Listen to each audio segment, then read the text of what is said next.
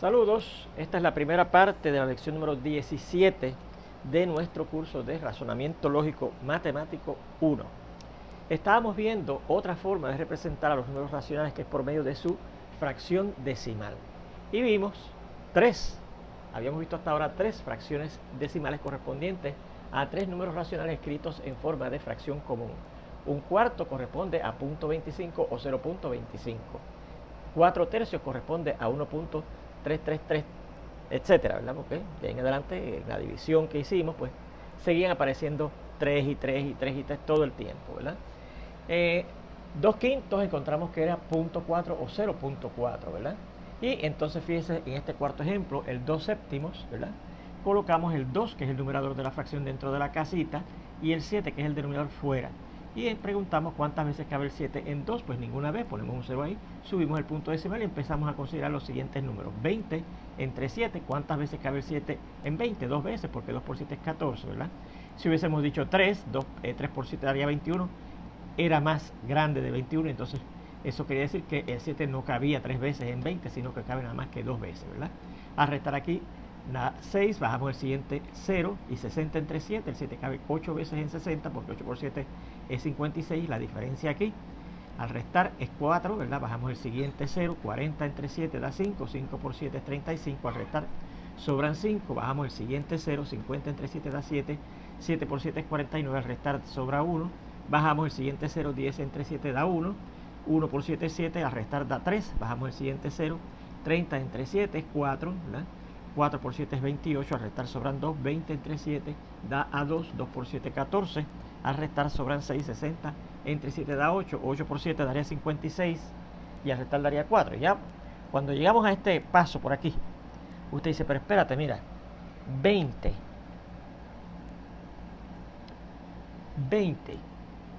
y después de ese 20 un 60, y después de este 60 vimos que ¿verdad? 7 por 8 es 56, y al restar de 60 da un 4, que al bajar el siguiente 0 daría un 40. O sea que fíjense que empiezan a aparecer estos mismos números, ¿verdad que sí? Así que yo me doy cuenta que después que hemos llegado a este 4, ¿verdad? De ahí en adelante empieza a repetir otra vez los mismos números. Por lo tanto, 2/7, su fracción decimal correspondiente es .285-714, y seguimos repitiendo de ahí en adelante esos mismos números, 285-714, 285-714, etcétera, que lo podríamos escribir como dice aquí, 0.285-714, 285-714, 285-714, ¿verdad? Donde estoy de aquí, etcétera, ¿verdad? O sea que fíjense que esta sería la forma o el equivalente decimal, en fracción decimal, de esta fracción común, ¿ok? Bien, ¿qué notamos ahí en estos 4 ejemplos? Pues fíjense, al yo efectuar esa división del numerador de la fracción común, que corresponde a un número racional, entre su denominador, ¿verdad? A la larga, empieza a aparecer un bloque de dígitos que se repite para siempre. En este primer caso, fíjense que yo me detuve aquí porque llegamos al residuo 0, pues no hay que hacer más nada, se acabó, ¿verdad?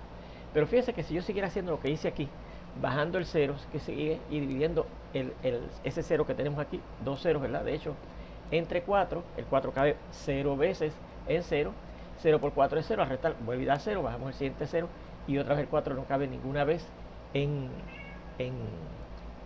0, así que seguimos añadiendo aquí 0 continuamente, ¿verdad?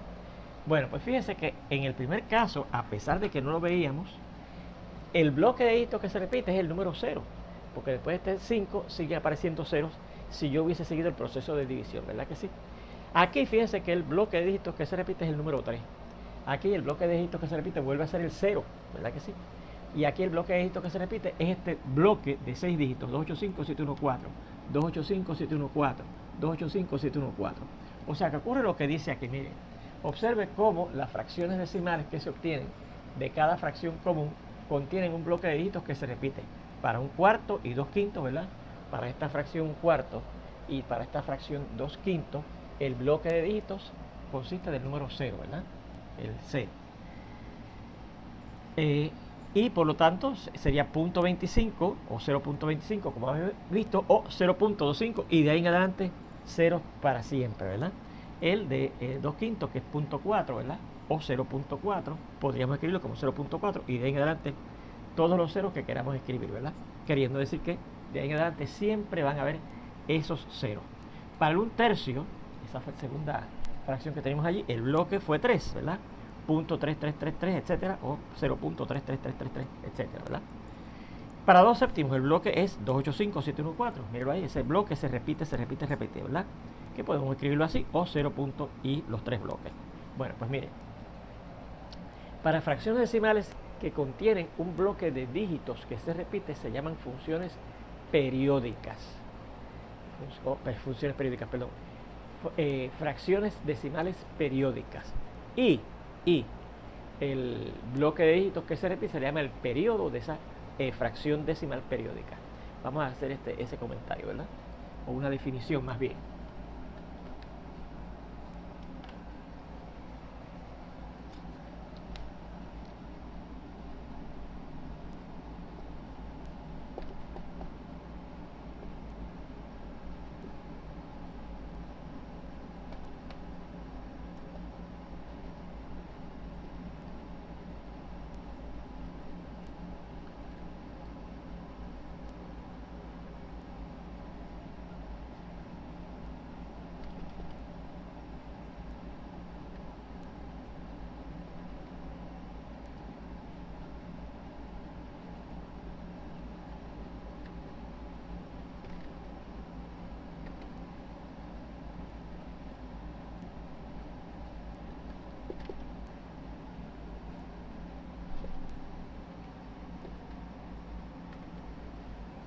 Y a ese bloque de dígitos que se repite, ¿verdad?, en una fracción decimal periódica,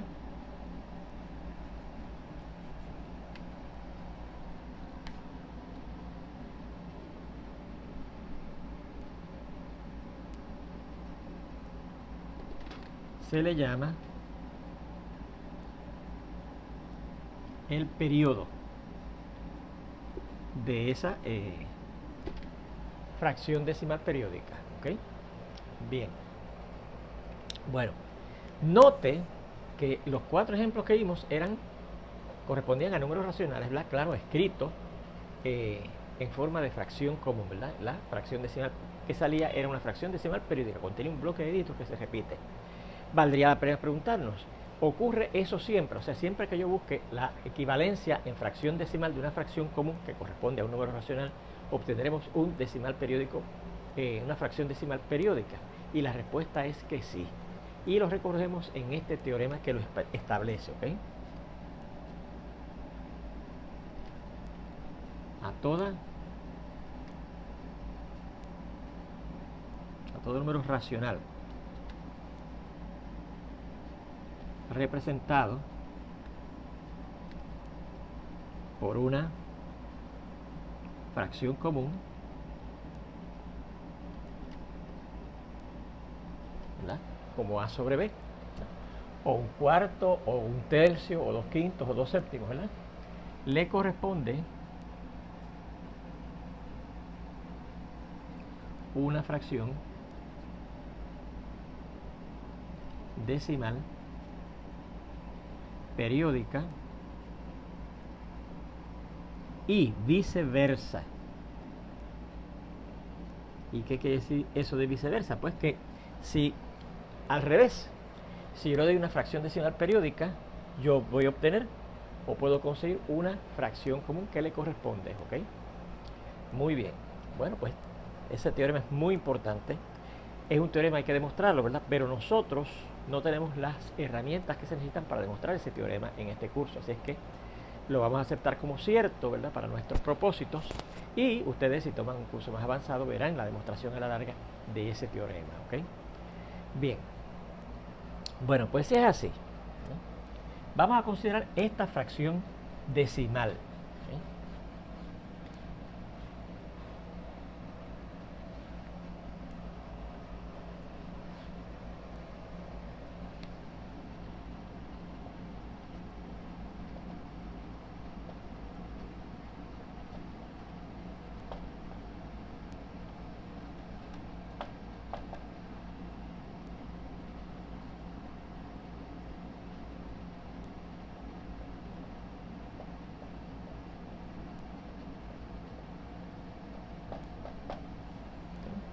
Es una fracción decimal. Vamos a añadirle el 0 aquí para... Puede añadirse 0 o no. Yo solo voy a añadir. Pregunto, ¿esa fracción decimal es periódica? Muchos estudiantes me dicen que sí. Y dicen, porque contiene un bloque de dígitos que se repite. Yo digo, ¿cuál es el bloque de dígitos que se repite? Y muchos estudiantes me dicen, el 1, mire, el 1 se repite. Y otros dicen, no, el 0 es el que se repite. Y otros dicen, no, es el 101. Y después dicen, no es periódica. Fíjense que si usted piensa que el periodo es el número 1, pues después de este 1 tiene que seguir apareciendo 1, 1, 1 todo el tiempo, ¿verdad? Si usted piensa que es 1, 0, después no aparece 1, 0, sino 1, 0, 0. Si usted piensa que es 1, 0, 0, después no aparece 1, 0, 0, sino 1, 0, 0, 0. Y usted dice, pues a lo mejor el periodo es este, pero no, después aparece 1, 0, 0, 0, 0. O sea que fíjese que entre cada 1 y el siguiente 1 que aparece en esa fracción decimal, aparece un 0 adicional, ¿verdad? O sea que nunca podemos reconocer un bloque de dígitos que se repita entonces para siempre. Tiene un patrón, ¿verdad? Que es ese que le dijimos. Entre un 1 y el siguiente 1 siempre aparece un 0 adicional, ¿okay? Así que vea que no es una fracción decimal periódica, aunque sí tiene un patrón, ¿verdad? Vea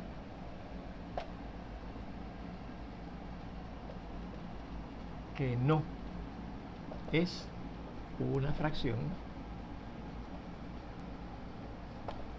decimal periódica,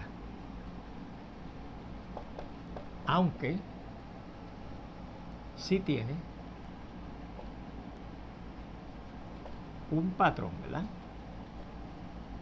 Que es ese que les dije, que entre cada 1 y el siguiente 1 que aparece en esa fracción decimal aparece siempre un 0 adicional, ¿okay? O sea que después de este 1, antes del siguiente 1 aparecerá entonces un 0 adicional a esto, que serían 6 ceros, ¿verdad? Y aparece el otro 1, y después aparecerían 7 ceros y el otro 1, y después aparecerían 8 ceros y el otro 1, ¿ves? Ese es el patrón que sigue, que se repite, pero no es el mismo bloque de dígitos que se repite, ¿ves? Esa es la diferencia. Bien, bueno, nos preguntamos, ¿corresponde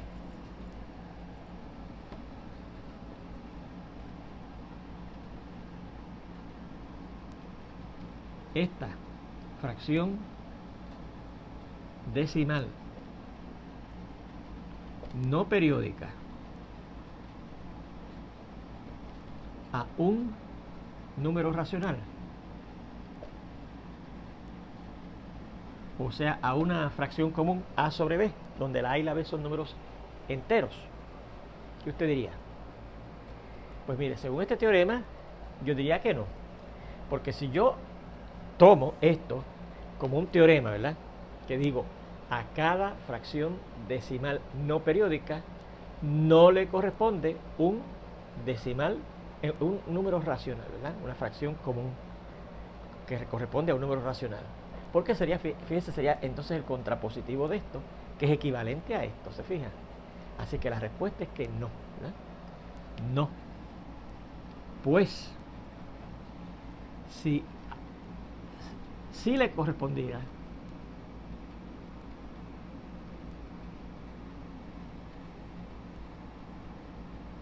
una fracción común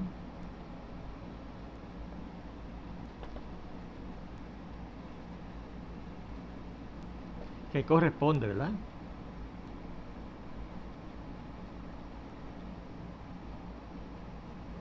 a un número racional,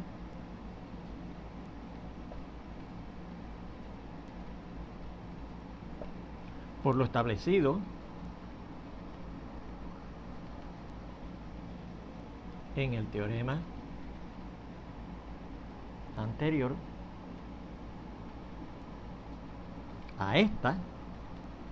a esa fracción común que le correspondería a esa fracción decimal no periódica. Según esto le corresponde una fracción decimal periódica, ¿verdad?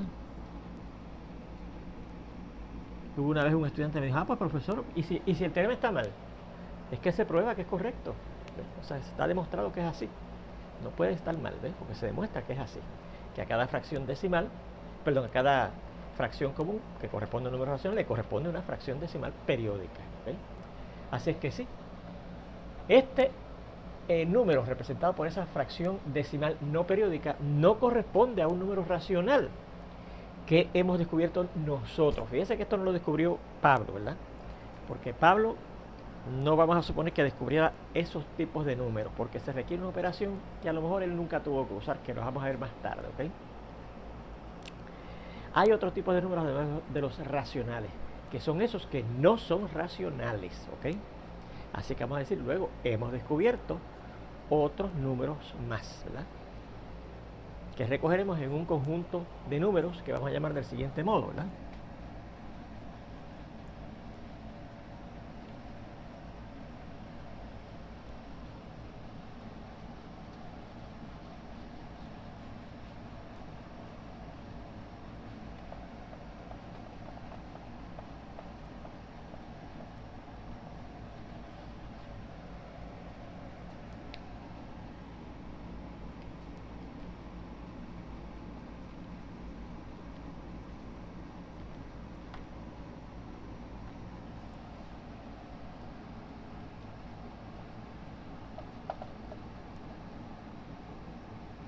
Y te dirá, bueno, descubrimos uno, pero usted puede hacer esto un número infinito de esos números. Pues puede poner aquí después, en vez de un 1, un 2.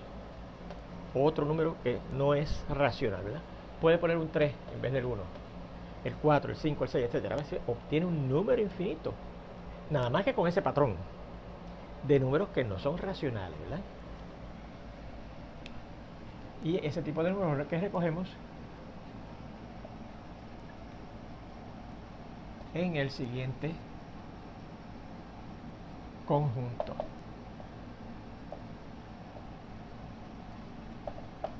El conjunto de números que vamos a llamar R, donde esos R no son números racionales, ¿ok?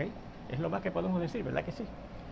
Números que no son racionales son unos números, ¿verdad?, que no pertenecen al conjunto de los números racionales. Y ese conjunto lo vamos a llamar con una L escrita de esa manera y que conoceremos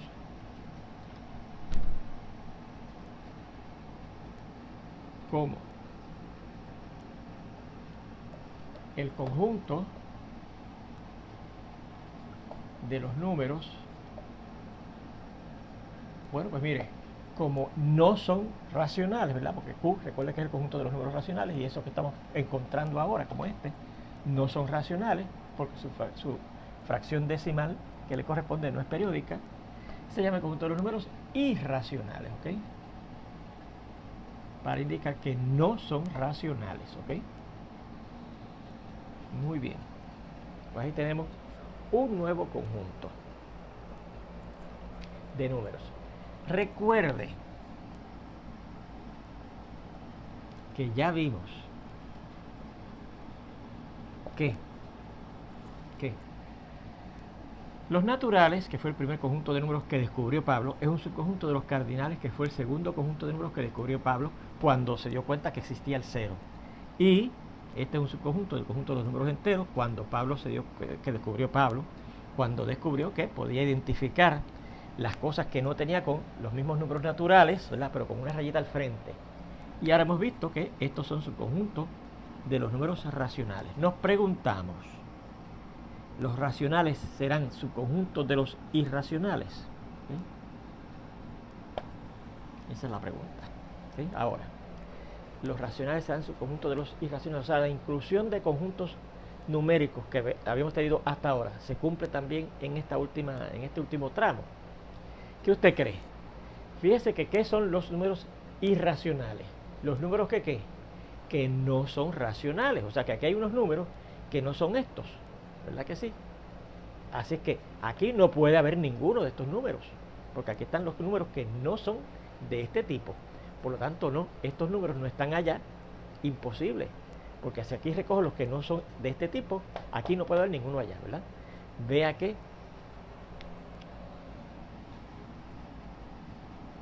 el conjunto de los números racionales no puede ser subconjunto del conjunto de los números irracionales, ya que En el segundo, recogemos o coleccionamos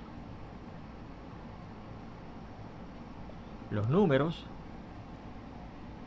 que no pertenecen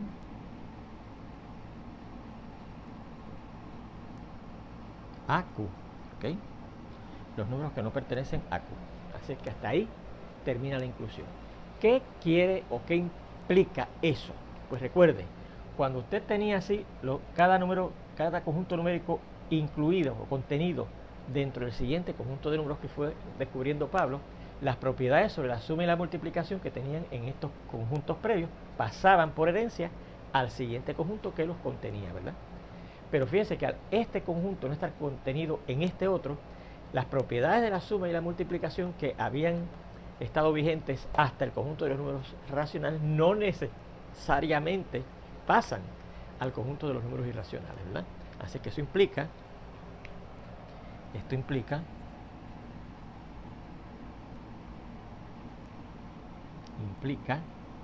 que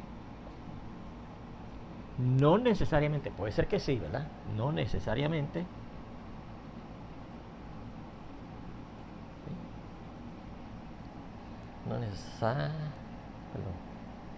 obviamente las propiedades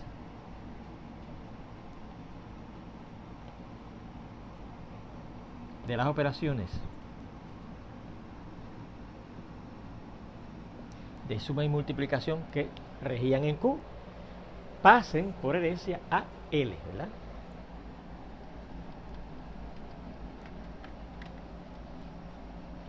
Fíjense que yo no estoy diciendo que no pasan, ¿verdad?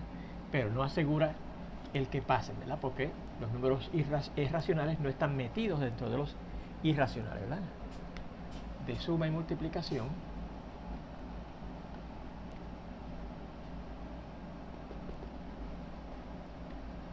pasen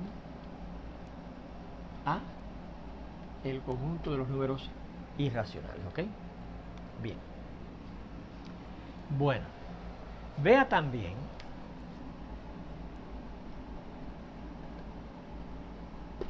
que el conjunto de los números racionales tampoco puede ser el subconjunto de los racionales, por la misma razón, ¿verdad? Por la misma razón.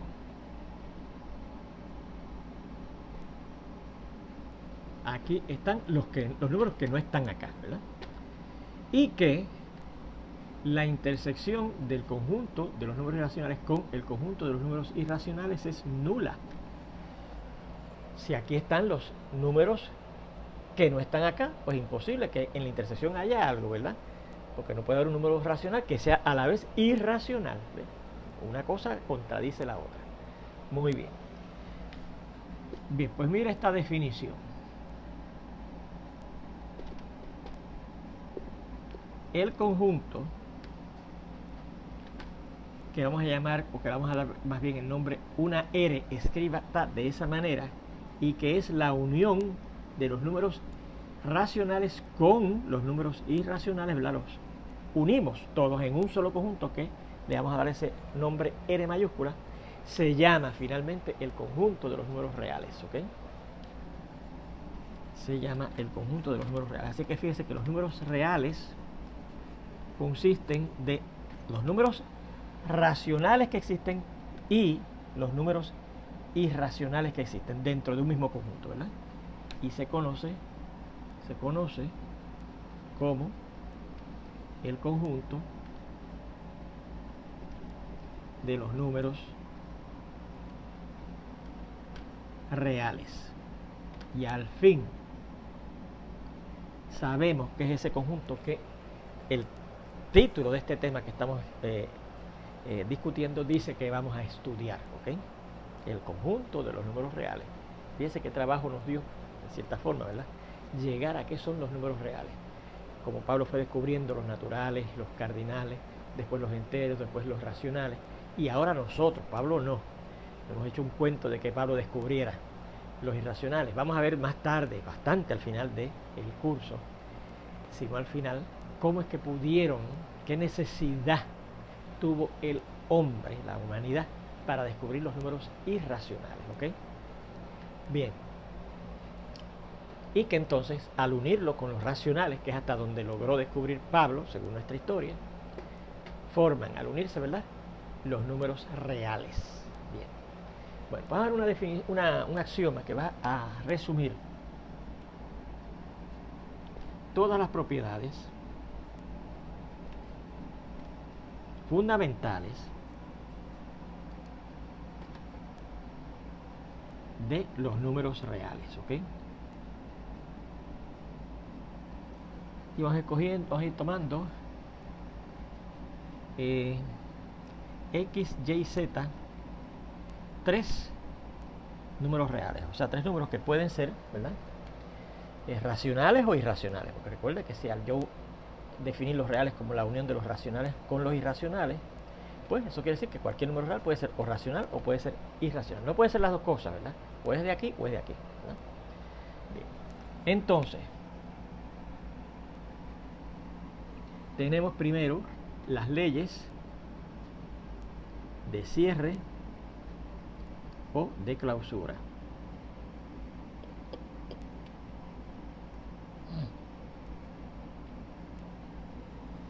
Hay dos, una para la suma y una para la multiplicación. ¿Y qué dirán? Pues lo que dicen las leyes de clausura que usted ya conoce, ¿verdad? Que si usted suma ahora dos números reales o si multiplica dos números reales, ¿verdad?, la de la multiplicación, pues va a obtener un número real único, ¿verdad que sí?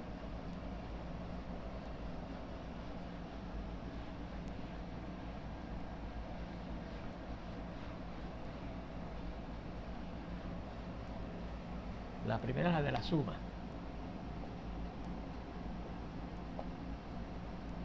Que dice, si yo sumo esos dos números reales, X y Y, el resultado va a ser otro número real, único. ¿Okay? Bien, y la de la multiplicación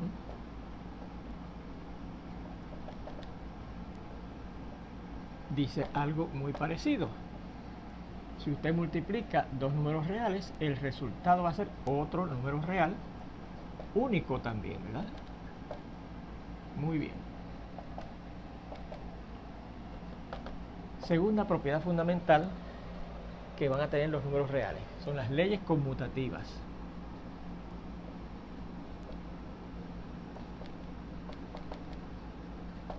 Y dice algo parecido, ¿verdad?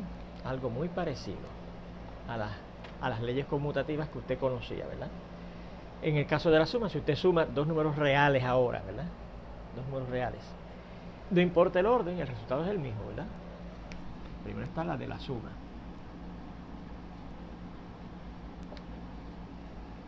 Pues si yo sumo estos dos números reales en este orden, me va a dar lo mismo que si lo sumo en este otro orden.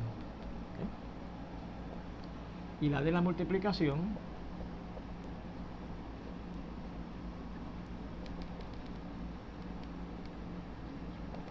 lo que dice que si usted multiplica los números reales X y Y en ese orden, va a dar lo mismo que si los multiplica en este otro orden, Y por X, ¿ok?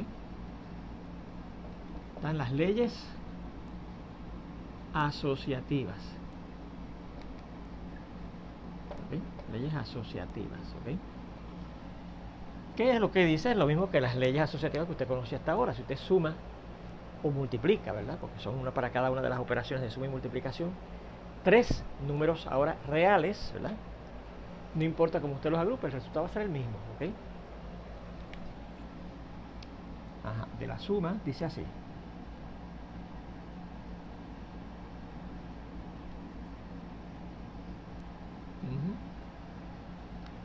Si usted suma X con Y con Z y agrupa de esto va a ser lo mismo que si usted agrupa los primeros dos, o va a ser lo mismo que si usted agrupa los últimos dos, ¿verdad? Y de la multiplicación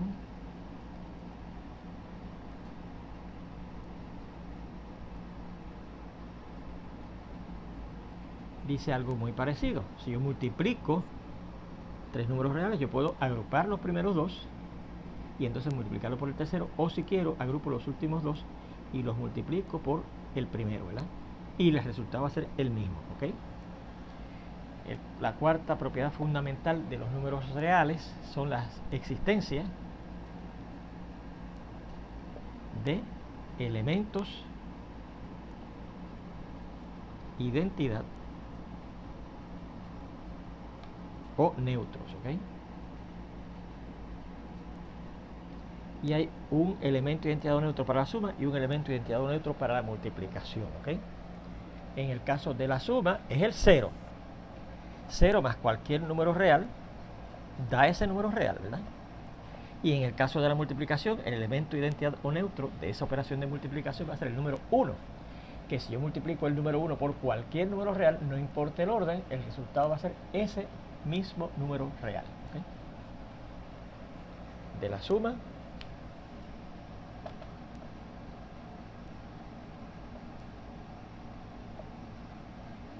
un número real x más 0, no importa el orden en que lo sume, va a dar el número real x.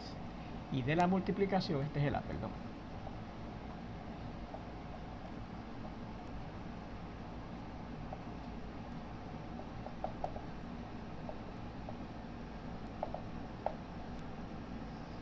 Dice que si yo multiplico un número real por 1, no importa el orden en que los multiplique, el resultado va a ser el número real x, ¿ok?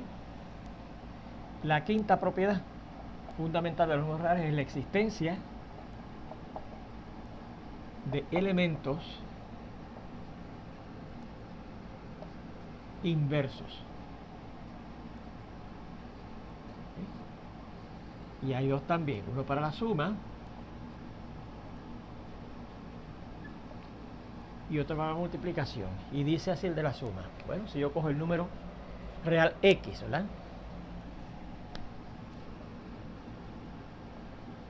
Existe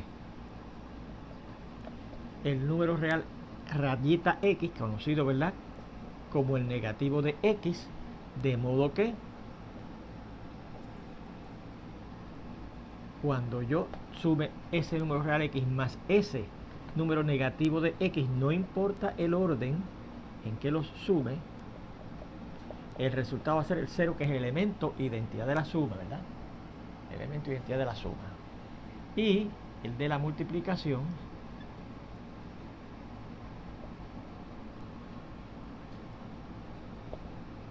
dice que para x que no sea 0, acuérdense, existe ese número que se representa de esa manera, x con un negativo 1 ahí arriba, real también, de manera que cuando yo multiplique el número real original x que no sea 0 por ese llamado recíproco, ¿verdad?, como lo dijimos ya, no importa el orden, el resultado va a ser el 1, que es el elemento identidad de la multiplicación. Según aquí la suma de un número y su negativo es el 0, que es el elemento identidad de la suma. Aquí la multiplicación de un número que no sea 0 por su recíproco va a ser el 1, que es el elemento identidad de la multiplicación. Y finalmente están las leyes distributivas, que también son dos, pero no con respecto a la suma y con respecto a la multiplicación, ¿verdad?, porque estas son las leyes distributivas de la multiplicación.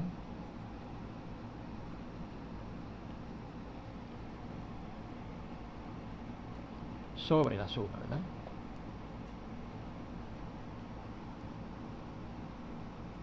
Y hay dos, pero como les dije, no es sobre una de la suma y una de la multiplicación, porque es de la multiplicación sobre la suma, sino que la primera es de la izquierda, que lo que dice es que si yo multiplico un número por la izquierda de la suma de otros dos números reales, ¿verdad?, el resultado es la multiplicación de este número que está multiplicándose por la izquierda por esta suma, primero por la y, y a eso se le suma la multiplicación de ese número también que está multiplicándose aquí por la izquierda por esta suma, por el segundo número, ¿verdad?, x por y más x por la z. Y la segunda y última propiedad distributiva de la multiplicación sobre la suma es la de la derecha, y es la última propiedad fundamental de los números reales, ¿verdad? Fíjense que son las mismas propiedades que ya hemos estudiado previamente sobre las operaciones de suma y multiplicación que hayamos visto cuando estudiamos los conjuntos numéricos previos a la definición o al descubrimiento de los números reales, ¿verdad? De la derecha dice así, B es de la derecha. pues es al revés. Si yo multiplico una suma de dos números reales por un número multiplicándose a la derecha de esa suma, el resultado es cada uno de esos dos números que están sumando por este tercer número que está aquí a la derecha y se suman los resultados, ¿verdad? X por Z más Y por Z. Y ahí tendríamos finalmente, ¿verdad?, todas las propiedades, las 6, de hecho son 12, ¿verdad? Porque son 6 así, pero cada una tiene dos partes, ¿verdad? Las 12 propiedades fundamentales de los números reales, ¿ok? Bueno, vamos a ver unos ejemplos de aplicación en donde vamos a justificar unos enunciados aplicando algunas de esas propiedades fundamentales de los números reales, ¿verdad? Esto se parece a un ejemplo que vimos hace un par de lecciones atrás, ¿verdad? Justifique los siguientes enunciados. ¿Okay? Y el primero dice así.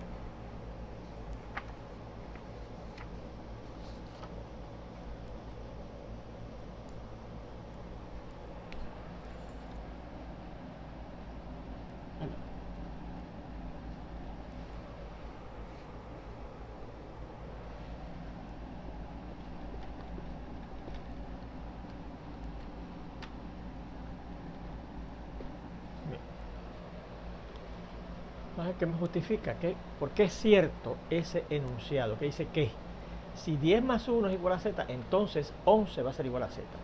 Fíjense cuál es la diferencia entre esto y esto. La Z está igual, ¿verdad que sí? Pero fíjense que aquí yo tenía 10 más 1 y aquí tengo 11. Pero usted sabe que 10 más 1, ¿cuánto da? 11. Por lo tanto, ¿qué yo hice? Sustituí el 10 más 1 por lo que es 10 más 1, que es 11. O sea que esto está justificado por la ley de sustitución, ¿verdad que sí? Ley de sustitución, que recuerde que es una de las leyes fundamentales de la igualdad. Es sustituir lo que es 10 más 1 por lo que es 10 más 1, que es 11, ¿verdad? Fíjense en este otro que dice 2 más X por Y es igual a Y por 2 más X. ¿Qué me justifica eso? Bueno, fíjense que en el lado izquierdo de esa igualdad yo estoy multiplicando el número 2 más X por el número Y. En el lado derecho estoy multiplicando el número Y por el número 2 más X. O sea que cambié el orden de la multiplicación, ¿verdad que sí? ¿Qué me justifica que usted puede cambiar el orden de la multiplicación? La ley conmutativa de la multiplicación. Así que lo que justifica ese enunciado es la ley conmutativa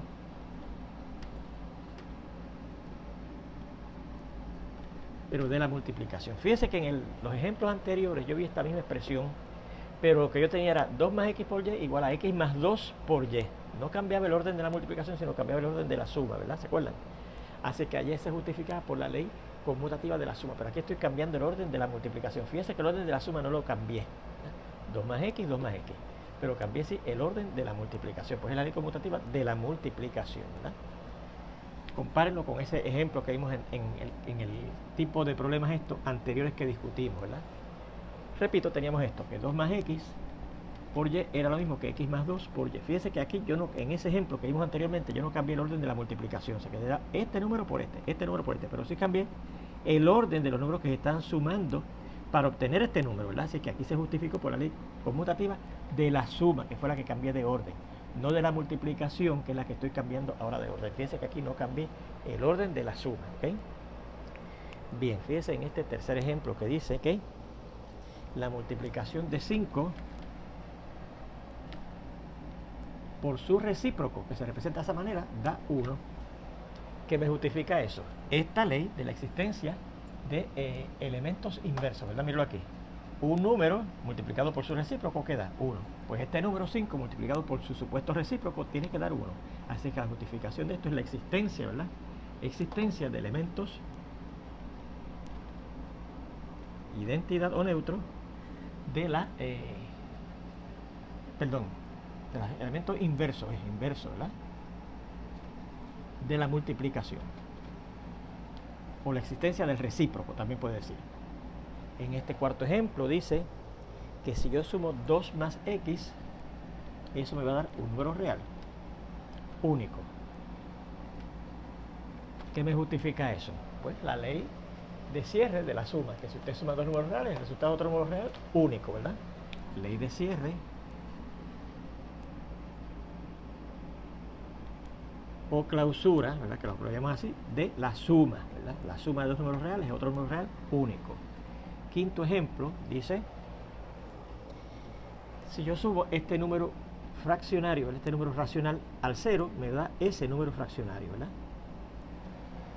Pues, ¿qué me justifica eso? Pues que cualquier número real, como es el negativo 2/5, que es un número racional, le sumo el número 0, que es el elemento de identidad de la suma, me da ese número que está acá. Me puedo olvidar del 0, ¿verdad? La existencia de elemento identidad o neutro de la suma, que es el 0, ¿verdad? Fíjese en este otro ejemplo. Míralo aquí, ¿verdad? Si yo sumo un número a 0, o 0 un número, da el otro número, ¿ves? Pues aquí un número a 0 da este otro número, ¿verdad?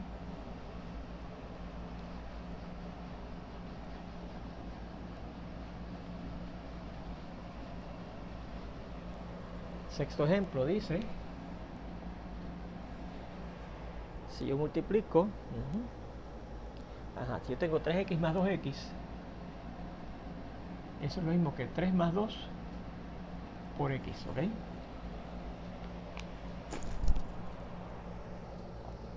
Bueno, fíjense que yo tengo en el lado izquierdo una suma de dos números reales que tienen el factor x, los dos en segunda posición, ¿verdad que sí? Pues fíjense que yo que hice, saqué ese segundo factor, ¿verdad? Que está en los dos términos a la derecha y puse a la izquierda la suma de estos otros dos números, ¿verdad? 3 más 2 por x. O sea que, fíjense que de aquí yo puedo pasar aquí diciendo que esto será 3 por x, míralo aquí, más 2 por x, míralo ahí, ¿ven?